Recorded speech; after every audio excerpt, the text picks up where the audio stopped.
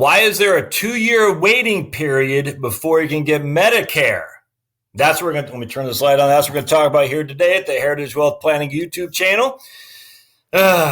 Mind-boggling. So let's dive right into it. As always, if you like what you see here, don't forget to subscribe down below. And once you subscribe, don't forget to hit the bell for notification of future content, because we're always talking here at Heritage Wealth Planning, and hopefully to educate as well. So let's dive right into this. This boggles the mind, actually. So here I'm going to NOLO, Disability Secrets at NOLO. I think it's NOLO.com. It may be too big. Yeah, I think we got to go back down a little bit. And the headline is, why is there a 2-year waiting period for Medicare for the disabled? So a couple of things with NOLO. You get a live chat here. You get a chat here. You connect with Social Security disability attorneys. So be careful because lots of disability attorneys on this website trying to get your business 1, 2, and 3 places, 4 places. So ads all over the place here. I mean, look at these guys. So obviously this is a profitable endeavor for some reason, or else there wouldn't be 1, 2, 3, 4 places to contact an attorney. All right, so let's talk about this. A question: because of incompetent social workers in the local office, things are not handled right for my husband. So we are now waiting for his Medicare insurance. Thank God we did finally find the right advocate to help us with his disability. In March 2012, he went through lung cancer surgery, and then November the same year through brain cancer. He was approved for disability on December 2013 EOD, and that's an explosive ordnance division. If you're in the unit, in the military, Army at least, I don't know what EOD is for a disability. I do now, but keep reading or listening, and you'll find out too. So he was approved for disability December 2013 EOD. Now we wait for Medicare. Whoever decide in our government that has no compassion for people.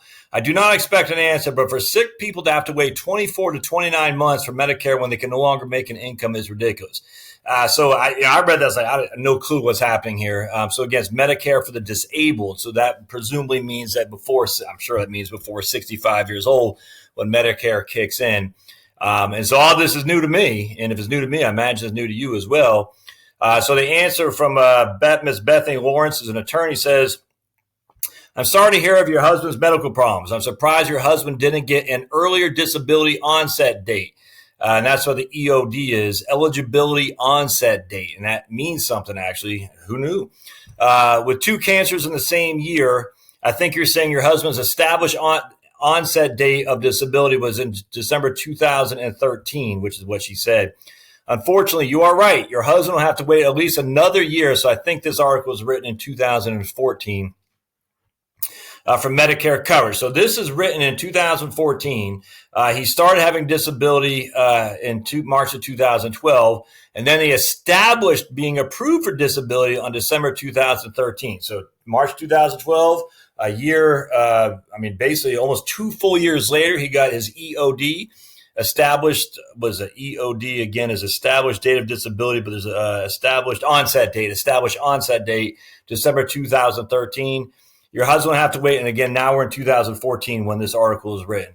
So you're right. Your husband will have to wait another year for Medicare coverage. There are 2 exceptions to this rule. Those with permanent kidney failure, known as end-stage renal disease, or ESRD, and something else called amyotrophic lateral sclerosis. Oh, ALS. Okay. I think that's Lou Gehrig's disease. Those 2 things and 2 things only are not subject to the 2-year waiting period. You would think that metastatic brain cancer and other life-threatening illnesses would also be on that short list, but unfortunately they are not. Medicare was originally intended for those over 65, and when Medicare was expanded to include persons with disabilities, a very expensive expansion, the 2-year waiting period was added as a cost savings measure. When Congress expanded Medicare to those with disabilities, it was their hope that during the 2 years of the waiting period, disability recipients would either continue under their former employer's plan under Cobra or qualify for Medicaid. If you've ever used Cobra, however, you know that the premiums are very high, especially for someone who no longer has earnings from work. So again, when we went on when we went on Cobra, my family and I was still working, and the cost for R6 on Cobra was over $2,000 a month. Now I was still working, making decent money.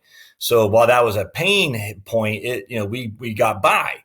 All right, imagine if your Cobra is $2,000 a month and you no longer can work because you're disabled.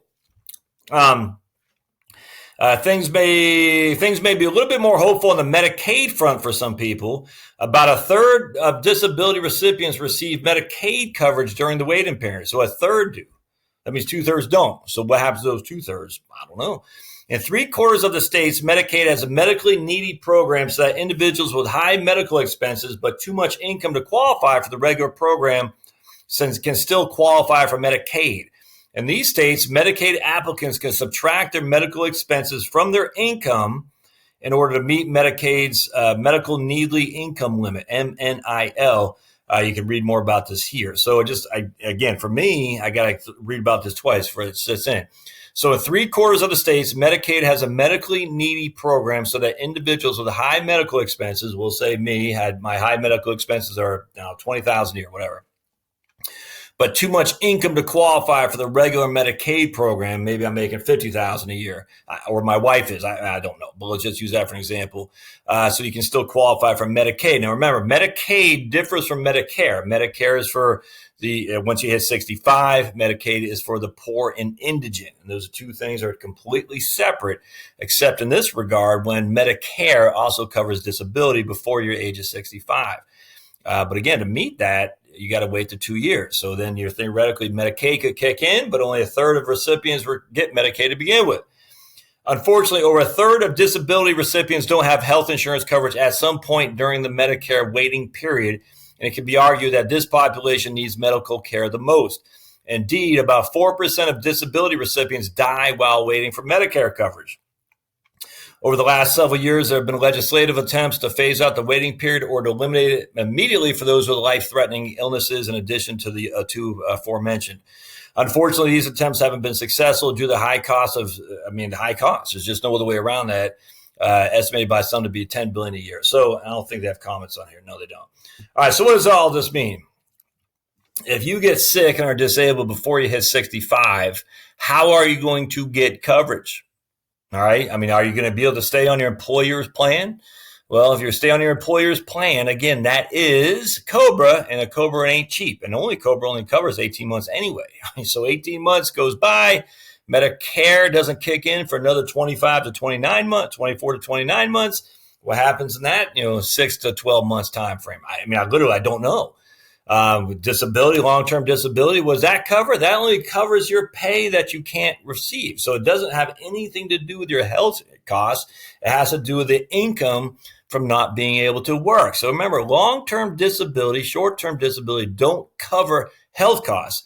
Is replacement of your income. Now, that still might be adequate for you to pay Cobra. But again, Cobra ends in 18 months. And then on top of this guy had a lung cancer surgery in March of 2012, and he wasn't approved for disability until basically 2 years later. He's got 2 years from this date. So March 2012, was he going back to work after having lung cancer surgery and then brain cancer surgery in the same year? So in 2012, he's having surgery. Presumably he's not working. He doesn't get approved until 2013. So we're talking 4 years, 2012, 2013, 2014, and then 2015, December is when it will kick in, Medicare for disabled. What happens those 4 years? Only 18 months are covered by Cobra, and Cobra's not cheap. Where does the premiums come to pay the Cobra? Well, just say you take out your savings account. Okay, so 18 months go by, you have no coverage at that point.